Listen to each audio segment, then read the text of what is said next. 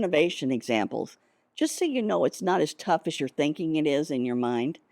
Um, you're going to try to appeal to the broadest range of buyers. So, like I said, you're going to need to pick neutral colors. And you're going to go to Sherwin Williams or Home Depot or Lowe's. I would pick Lowe's first because they have designers. And they will be able to give you everything you need as far as colors. And they can tell you what your cabinets colors should be, what your wall colors should be, what you should put in your bathrooms. If you're going to do any different colors at all, just go. I can tell you, if you are going to use multiple colors in a house, don't go crazy. You need to do only one, maybe two accent walls in a house. That's it. One maybe in the living area, one in the master bedroom. Leave the rest of it alone. It all needs to be the same, and that includes walls and ceilings. I try to keep mine pretty close there. Trim can be a different color if you'd like to, and your doors should be the same color as your trim. Okay? So you want to make sure that you want to appeal to the most amount of people. It has to be inviting. You can add pops of color with your staging pieces. You can, I usually use it with an art piece that we put on the wall. But you want to stay anywhere within that's neutral. So white, beige, gray seems kind of dull and boring, but let me tell you, that's what sells. The other thing, if you'd like to see what trends are, start walking new construction builder home models. They are on top of exactly what is the thing that is popular right now. Low budget improvements for your wow factor. I want you to install light fixtures. Get rid of anything that's the old can lights. Those have to go. I want some, if you're going to put in cans, they need to be new ones because the new ones have LED lights instead of light bulbs. They come out brighter. They make your area look nicer, cleaner, newer, neat, and it has a better look to it. I put up pendant lighting in my bathrooms, my small baths, things like that. I can put in a pendant light there. It's very inexpensive. I usually can find pendants at Home Depot or Lowe's that are in the $75, $80 range. Obviously, it varies per store, but you just look for those. The other thing you want to look for, especially at Lowe's and Home Depot, is what's called their loss leaders. Loss leaders. And what that means is they buy in bulk, much more than you could ever buy. But what it tells you is they can buy huge amounts of ceiling fans and kitchen lights and dining room lights and entryway lights at a pretty good cost. So they get a really good discount from the manufacturer. So now they pass it on to you. And why? Because when you buy one of those loss leaders, more than likely, and it's because they know the percentage, more than likely you are going to also buy one that is not at a high discount to either match it or coordinate with it so they come out the winner.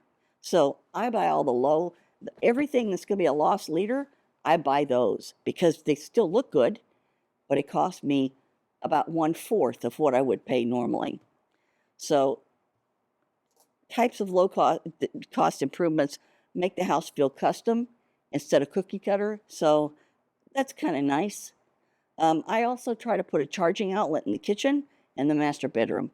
You know we all have to charge things and it comes in handy. People fall in love with how finished the house looks and how staging is very important. We're going to talk about that as well. But here's some examples. When you're flipping a house, if you look right here on these two, the one on your right, so it's on my right too, has got a backsplash in the kitchen. The one on the left does not have a backsplash. Same kitchen, but what I did is I changed where I put my sink. I changed it's still at the window, but I moved my windows over a little bit, changed those cabinets. But I also moved my stove from being a drop-in to one that's called a built-in, or not a built-in, but a drop-in pushback. It's an oven and a stove together. But now it gave me room to put in a microwave above. So instead of it having just a venta hood above it, now it's got a microwave. It's got the backsplash in the kitchen. And I, of course, changed out my countertop as well. And I just think it looks nicer. This is the difference between having rugs and floors. Installing hardwood, which really isn't hardwood. It's going to be your laminate. It's a wood laminate is what you're looking for. Um, it just looks nicer. It's more trendy, and it comes in handy for you to use that because that wood will be a lot easier to keep clean because that carpet is not. Here's the difference between having huge beams that are not painted and the ones that are. All we did was take those beams and we painted them. So now they are not so up front and in your face. It just becomes a part of the room. I don't have to pull them down because if I didn't, I'd have to pull those things down, and that's expensive to do, so stay out of that. The other one was taking out the carpet, putting in laminate again, so that's easy to see. Here's your fireplace. Same fireplace, but all I did was take out the grate. We painted the brick, and then I did a little bit of a faux finish on it.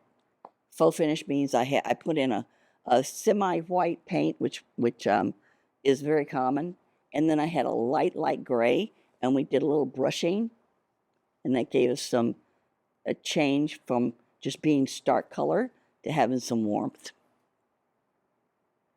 Once again, up here on the top, where we have those big beams, we painted our beams.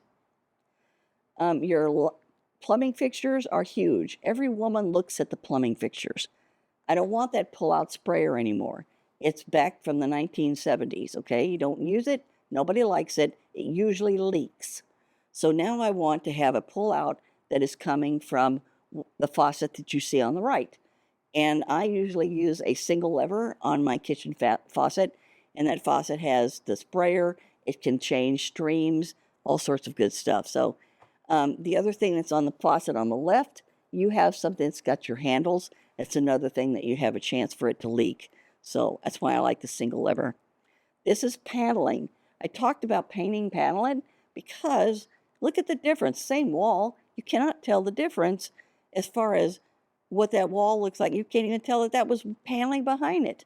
We did keep the fireplace because it was an accent piece and it was okay. We didn't want to paint it and I didn't want too much white on one wall, but that's what we used. But everything else looks great that way. Makes the room look a lot larger as well. I try to put in crown molding on the cabinets when possible. So if you look at the ones on the right, those look a lot more custom than the ones on the left. The left look like I went down to IKEA and bought them, and that's not your best look. I'm not saying you can't buy some nice things at IKEA because you can, but that looks like their base model thing. You just come in and stick it up after you assemble them. Trust me, that's one of their other expensive, hard things to do. This is a renovation example I used because this was one of our learning pieces because we didn't walk the entire lot before we purchased it. And so the one on the left down below, I mean on the front, all I did was just refresh and repaint. So that was easy. Took out the side lights on the front door and put in some new ones, put in a front door to go with it, took off those ugly shutters, and so it just looks nicer. I did change the windows on the upstairs, but other than that, not too much. Obviously, we did the landscaping. Landscaping is part of staging. But in the backyard, we just thought we had a little garden out there, which I thought, well, that's pretty cool. But we found out when our landscaping guys went back there to work and fell in the pool that was not a little garden. It was a pool. So pools are expensive when you're doing renos. And usually you have to resurface them, which becomes difficult because you have to drain the pool, resurface the pool, fill the pool. And I don't know about you, but the pool usually takes 40,000 gallons of water. That's a lot of water.